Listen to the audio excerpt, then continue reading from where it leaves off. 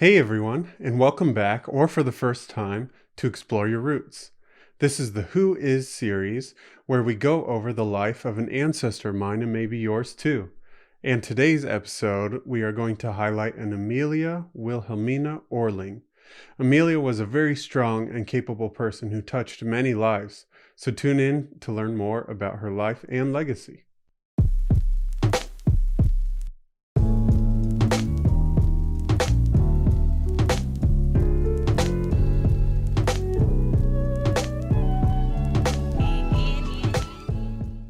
Okay, before I jump in, I just want to invite you all to follow us on Instagram, Facebook, TikTok, and subscribe to us on Apple Podcasts, and go give our website a look, exploreyourroots.org.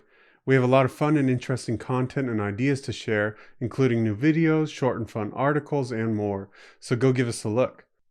So in research for this episode, I read a lot about Emelia and her life on Family Search, and I also asked my mom about stories she had heard about her, and I even talked to my grandpa a bit, who actually got to meet Emelia in person. To begin, Emelia is my second great-grandmother on my mom's side of the family, and my relationship to her begins with me, then goes to my mom, then my grandpa Aegon, then his father John, then his mother is Emelia, who is the topic of this episode today. Emelia's life began on January 24, 1863, when she was born to Carl Johan Johansson Orling and Christina Lovisa Valler in Adelso, Sweden, located in Stockholm County. She was the last of 5 children born. I know usually we don't have much information about the youth or childhood of most of the people we highlight, but fortunately we do have a snippet of information about Emelia's childhood. We know that her father was a laborer and a builder and worked often, and when Emelia was a child and it was time for her to start school, her mother became ill and needed care and attention. The undertaking was tasked to Emelia, but there was this dilemma of school and learning that would interfere with her being able to be home and also taking care of her mother.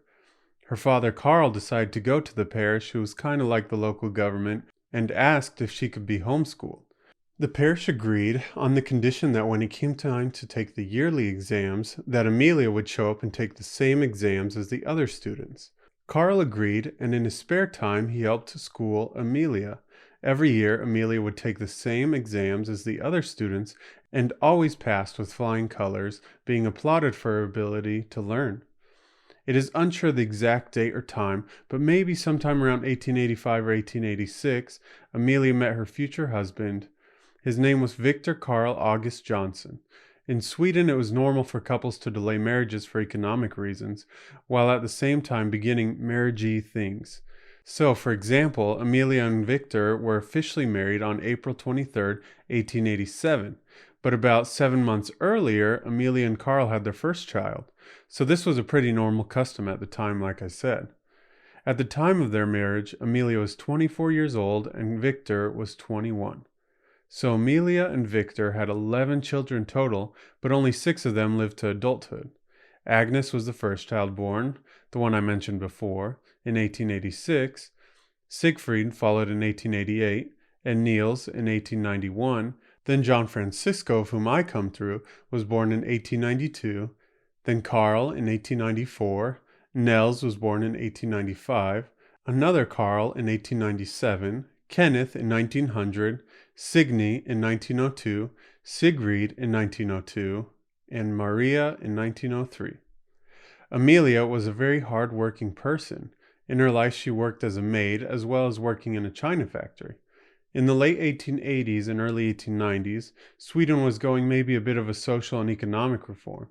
People were resenting the Swedish Lutheran state church as well as the monarchy.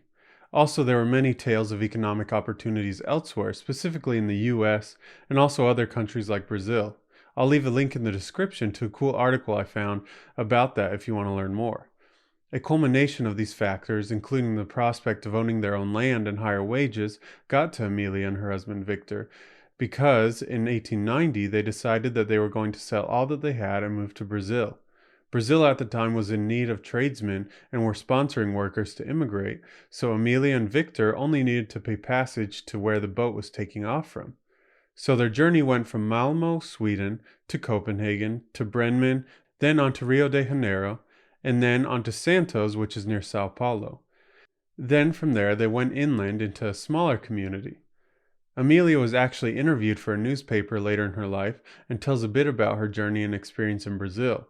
In this, she writes that the boat was full of immigrants, mainly from Germany and Italy, but also from Sweden. On the journey at this time, it was just her, Emelia, and her husband Victor, and their small son Siegfried. She also says that the boat ride lasted 21 days and was a slow, dreary, and unpleasant journey. Many people became sick and died. Eventually, they made it to Rio de Janeiro, but they didn't stop there, instead continuing on to Santos, near Sao Paulo. From Santos, they took a day's journey to a small town called Jaho. They fortunately had a translator with them the whole journey. In Jaho, Victor worked as a blacksmith and then was able to find work at a coffee plant where they processed and threshed the coffee beans. The coffee business and trade was taking off in Brazil, so many foreign workers found employment associated in one way or another with coffee. At this work, they provided housing for Emelia and Victor, but the housing in general was poor. It lacked a real roof and had shutters instead of real windows. After about a year of working there, the family moved to Campinas, where Victor was able to find work as a blacksmith, but then they soon moved because the area had an outbreak of yellow fever and they wanted to avoid it. Emelia and Victor moved their family out to the rural countryside where they lived and worked on a German-owned coffee plantation. Victor again was a smith there. The housing on this estate was also poorly made, with a dirt floor. Emelia writes that animals and insects had free access to the entire house, even mentioning that a snake slithered on through the entire house once. Emelia also writes about a scary storm that passed through this house. There was so much water that they clung onto the walls and the bed to save themselves from being washed away. During this time in Brazil, Emelia gave birth to 3 children, only one of which survived to adulthood. That one is my ancestor John Francisco Johnson. One trouble down in the area where they lived were the insects and the flies. The flies would sometimes lay eggs under the skin of people, causing large sores. While my ancestor John was just a baby, he was bitten by one of these flies, and the fly laid its eggs under his skin. Emelia said they screamed for days, and finally Emelia's husband Victor heated up a knife and cut open the skin where a large worm the size of his finger crawled out. John started convulsing badly, and they thought he might die, but he luckily survived. Emelia remembers their time in Brazil as not being so happy, probably because of all these discomforts and tragedies that had happened. To top it off, Victor had taken up drinking, and sometimes was kind of insufferable because of this. Emelia recalls that she doesn't think she ever saw Victor sober for the entire time in Brazil. Undoubtedly, this ordeal was probably mentally and emotionally draining for Emelia. She remembers one day not feeling so well and running outside, where she blacked out and became unconscious. When she came to, her fingers were all bloodied, and she had supposedly been clawing at the ground. After these series of events, and although the pay in Brazil was almost quadruple the amount Victor earned back in Sweden, Emelia and Victor decided that it was best that they move back to Sweden. They saved up enough money, and Emelia took herself and the young boys back home to Sweden. Victor continued working for another year and saved up enough money so that he too could return to Sweden. When Emelia returned back to Sweden, she realized that she needed to provide for her and her young family, so she went right to work in the porcelain and china factory while her mother-in-law tended the kids, and when Victor returned, he went back to working at his old place of work as a blacksmith. Back in Sweden, there was a bit of a religious boom, and Emelia and Victor found themselves joining the Baptist church, where they became very active. Unfortunately, Victor was still a heavy drinker, and his religious activity became dormant, though Emelia continued attending often. After working hard and saving up, Emelia and Victor moved into a larger home along a lake where they were able to catch a lot of fish. They also had a very prolific garden and raised pigs. When Emelia's boys grew up, each one left the house, immigrating to another country. Siegfried, the oldest, left first and went to Argentina. The rest of the boys went to the United States. Each time they got ready to leave, Emelia and Victor bid them farewell, doubtful that they would ever see them again in this life. Each one, though, except Niels, was able to return at least once to see Emelia again. In 1949, Emelia's son John, my ancestor, was able to return and visit his mother. He took his son, who was my grandpa Aegon, with him. I was able to talk to my grandpa a bit about this experience, and he was able to tell me about Emelia. He told me that they were able to go and visit her for her birthday. They were able to stay for a short while and had a great time. My grandpa was able to meet a lot of family and told me that Emelia was just such a delight. She was very sharp and intelligent and really just a joy to be around. Emelia put up a lot with Victor and his drinking spells. He spent much of their money on alcohol and could be very verbal when he was drunk, which was a lot at the time. When he was in his older years and all the children were older, Victor had a sort of spiritual awakening in his heart. It was a touching moment that sort of helped wake him up. From that moment on, Victor never drank again and attended church regularly. So from then on, Emelia and Victor's life together had significantly improved.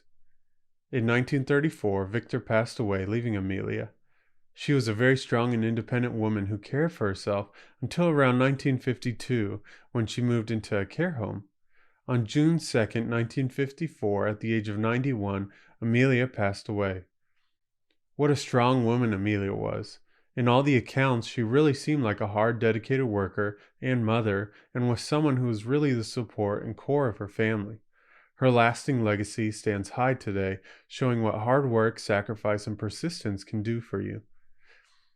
Well, I hope you all enjoyed this episode, and I again encourage you all to investigate your own family history and to share the cool things you find. And don't forget to give us a thumbs up and subscribe to us here on YouTube and Apple Podcasts, as well as checking out our new website, exploreyourroots.org, where we post cool stories and history, and also follow all our social media accounts. We'll see you next time.